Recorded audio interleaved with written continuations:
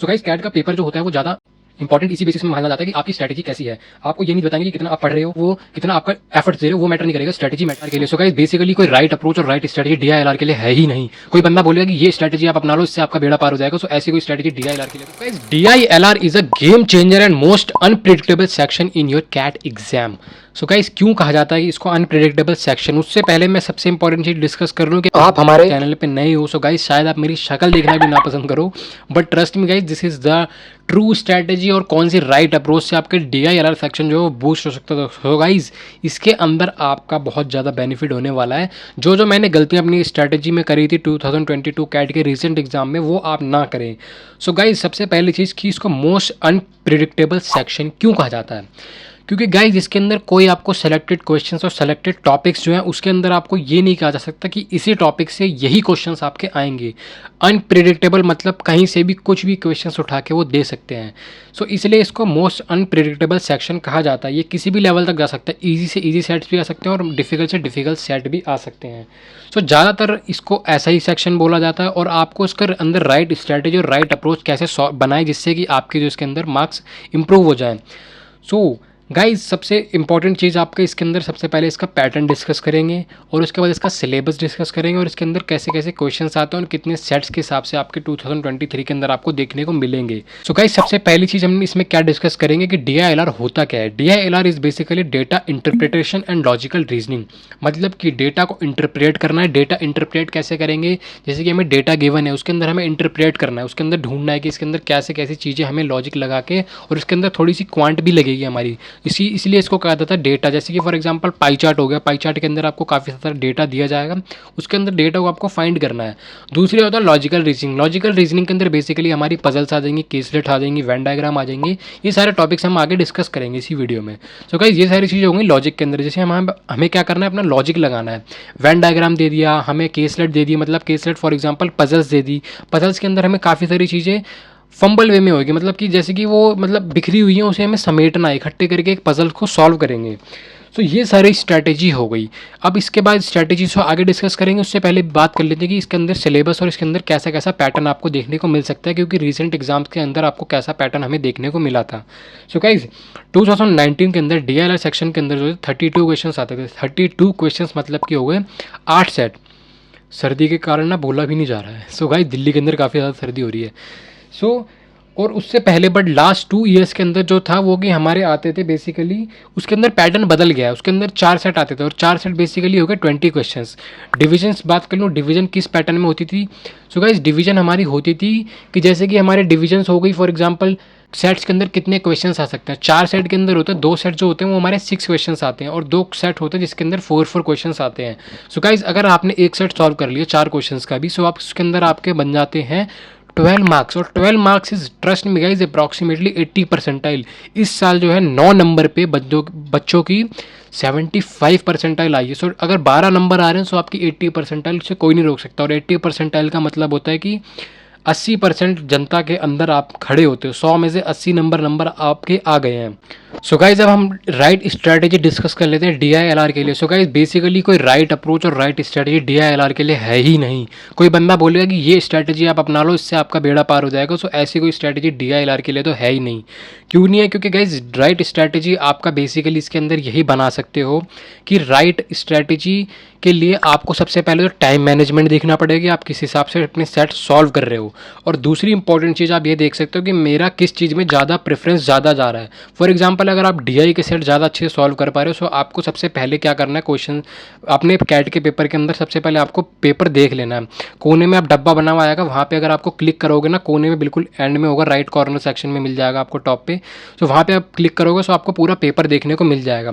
सो उसके अंदर अगर आप स्क्रोल करोगे सो आपको सारे चारों सेट्स दिख जाएंगे। और चारों सेट्स के अंदर अगर आप डीआई में अच्छे हो तो सबसे पहला सेट आप अपना डीआई में उठा लो। अगर आप एलआर में अच्छे हो तो सबसे पहला सेट आप एलआर में उठा लो।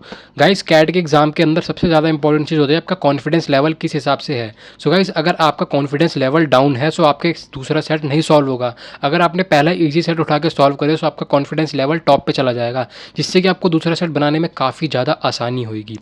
गाइस अब सबसे इंपॉर्टेंट चीज़ आपको दूसरी ये भी रखनी है कि आपको टाइम मैनेज करना है। फॉर एग्जांपल अगर आप पहले सेट के अंदर ही आप स्टक हो गए, आप फंस गए उसके अंदर, सो गाइस आप उसके अंदर ज़्यादा टाइम वेस्ट ना करें, जिससे कि क्या होगा कि आपकी जो 3 सेट और है उस पर आपका ध्यान ही नहीं जाएगा और आपका ईगो पे रहेगी बात कि मैं ये वाला सेट सॉल्व कर ही लूँगा।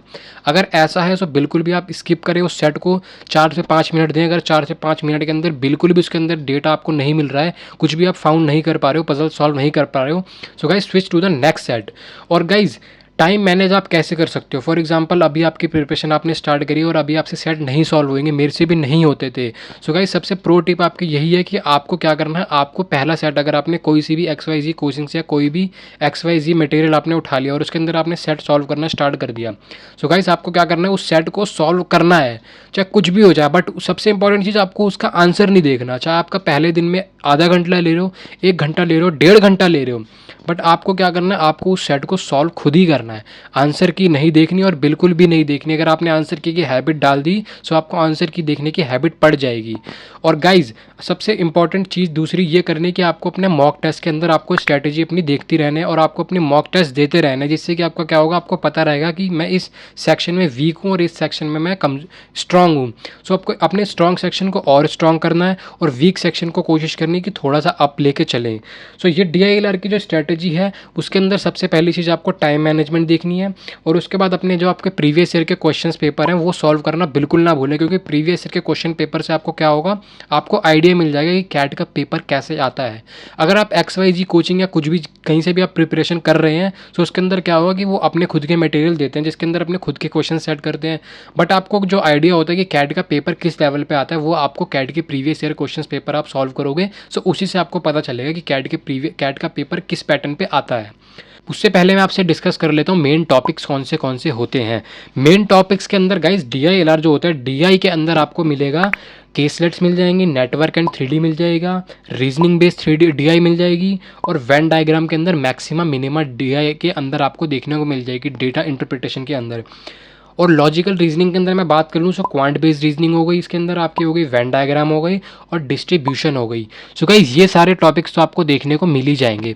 और दूसरी चीज़ मैं डिस्कस कर लूँ कि ये सबसे इंपॉर्टेंट टॉपिक्स है और इसके अंदर जो मेजर टॉपिक्स हैं वो मैंने डिस्कस करें, माइनर टॉपिक्स जो हैं वो उसके अंदर हम पोस्ट कर देंगे, एज अ पोस्ट मैं आगे करता रहूँगा। इसी चैनल के अंदर आपको देखने को मिल जाएंगे सारे चीज़ों से रिलेटेड, फॉर एग्जाम्पल क्वांट से रिलेटेड भी आपको मिल जाएंगे, DILR से भी मिल जाएंगी और आपको जो क्या बोलते हैं VR से रिलेटेड भी आपको इसके अंदर सारी चीज़ मिल जाए। और गाइज मैं बात कर लूँ कि क्वेश्चंस के पैटर्न पे, जो क्वेश्चंस के पैटर्न जो होते हैं वो 20 क्वेश्चंस के जो पैटर्न जो आता है वो आज की डेट में वो मॉडरेट टू डिफिकल्ट लेवल पे जाता है। और DILR का जो सेक्शन है वो धीरे धीरे, ट्रस्ट में गाइज, धीरे धीरे जो हुआ है वो मॉडरेट टू डिफिकल्ट लेवल पे गया है।